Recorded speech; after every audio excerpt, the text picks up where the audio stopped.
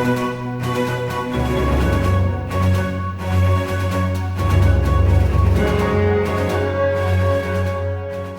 guys, welcome back to another video.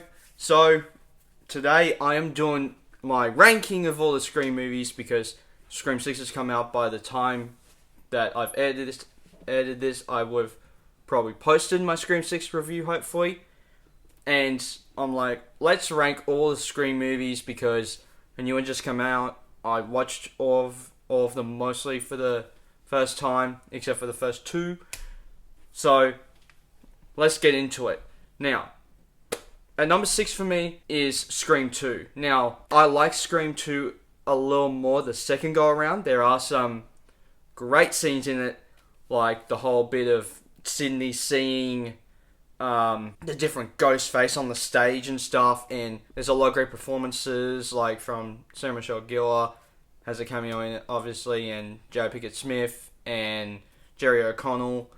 Obviously, all of them do a great job, and a lot of the kills are interesting in that movie, but there's just something about, I think, the first time I watched it, and even kind of carried over to the second watch, I think the thing that holds this movie back for me is that, like, yeah, sure, you always have that two-killer thing, like that twist killer, but the thing that always made me go, like, what? The fact that Billy Loomis's mum was the second killer. That kind of rubbed my head the wrong way, going, like, you weren't in this movie at bloody all, except for trying to talk to Gale. That's the only time, but even then, we didn't know that it was Billy Loomis's mum.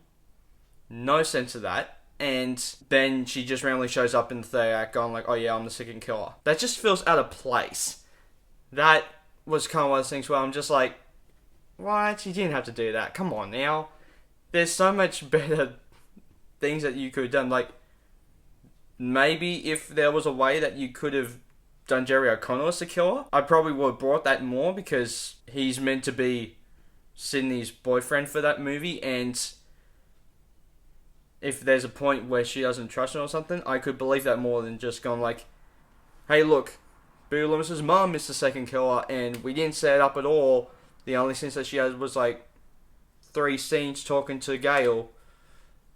That's the one gripe I do have, but other than that, there are great things in the movie, but I think that a lot of these movies have, let's just say this, all these movies have they're not terrible things in it, but like the things that make them kind of go like, no, I don't really like that, but all these movies are great as a story. Number 5 for me is Scream 3. I actually really like Scream 3. It improved 2 for me, but it doesn't help that the reveal at the end is the weakest. Like, I thought it was more interesting than having Billy Loomis's mum as the second killer in the second movie, but I think that Scream 3's twist made a little bit more sense, especially the story that they were going with Scream 3, because Scream 3, I love the whole idea of like Sidney having these dreams about her mum coming back in there, and eventually she turns into Ghostface and tries to kill Sidney.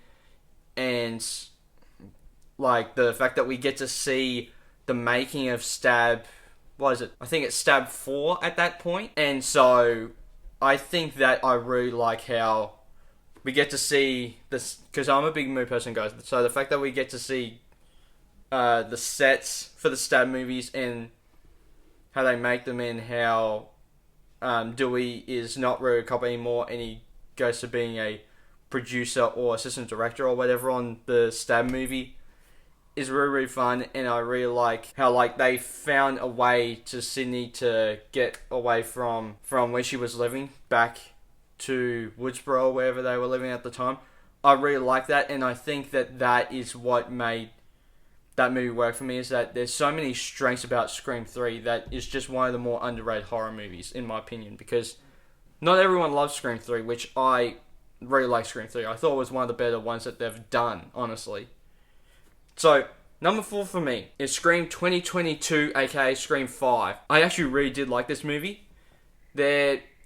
I thought that it was really good to see a Scream movie done in like today's modern technology. And even though I do love all the Scream movies, it did kind of bug me, especially when you got to 3 and 4, which were the more early 2000s, that they had more that grainy look to them. So it's good to see a clean Scream movie that's like doesn't look like one that they're trying to pay homage to the first one while they're still paying homage to the first one, because you have Sidney back, you have Gale back, you have Dewey back, and the only weakness for me is that I wish that Sidney was in it a little bit more, but I do get why they wanted to push her a little bit to the back, because they wanted to set up the new characters and push them forward, eventually to get to Scream 6, which we will get to on this list. I really liked the role that Gale played. I thought that she had more of an important role in that movie. I also think that Dewey had more of an important role, more than Gale and Sidney. And I really liked that about that movie, and I thought that that was one of the best things about it. And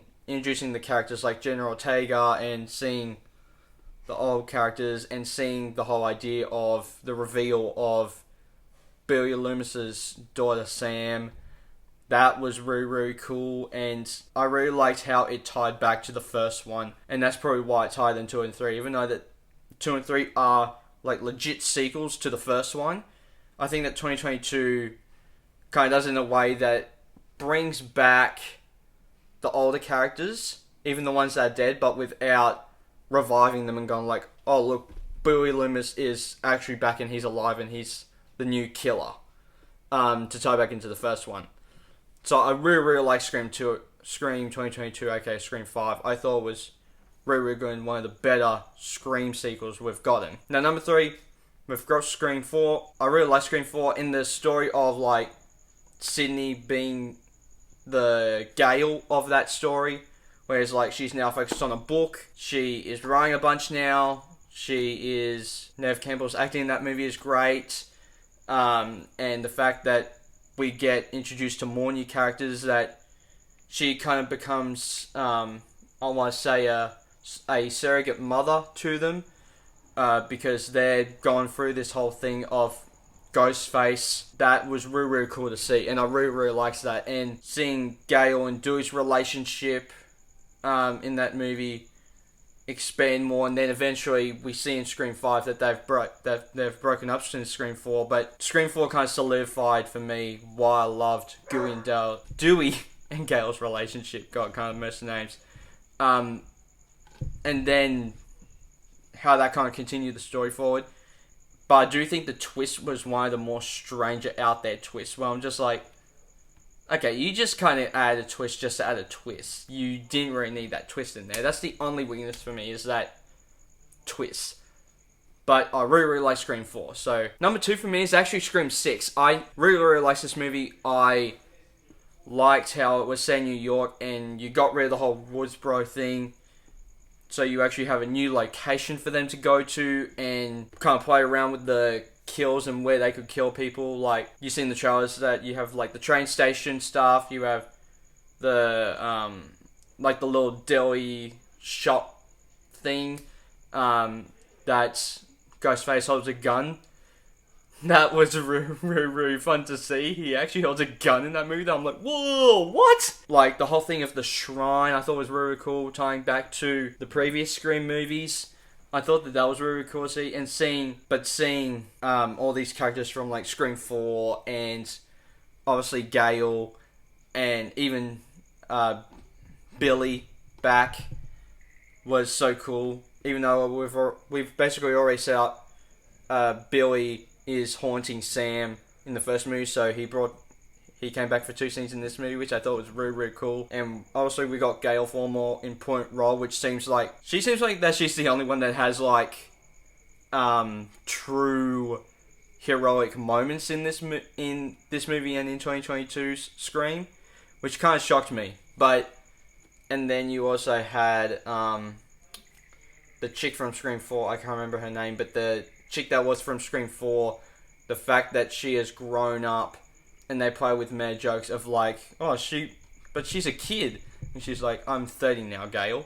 That was funny to me, because that rings so true to a lot of that. So that was really, really cool, and yeah. But my number 1 is, of course, Scream 1996. It's one of my favorite movies of all time. I love that we have things like some of my favorite actors in that movie, like Drew Barrymore and Matthew Lillard. We also have the crazy thing about the first Woodsboro murders and the fact that it just kicked off this whole franchise that goes on for 6 movies now. That has been for 26 years? Jeez. 26 years now-ish?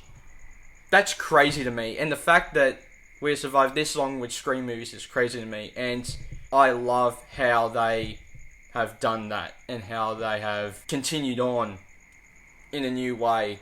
So that really surprising to me. So, guys, that is my ranking of the Scream movies. So, guys, please hit the like button down below if you haven't already. Hit subscribe. Also, hit the little bell. Kind of notify future videos I make. And I'll see you guys next time. Take care. Bye. Hey there. Subscribe to my channel. And also press this bell icon.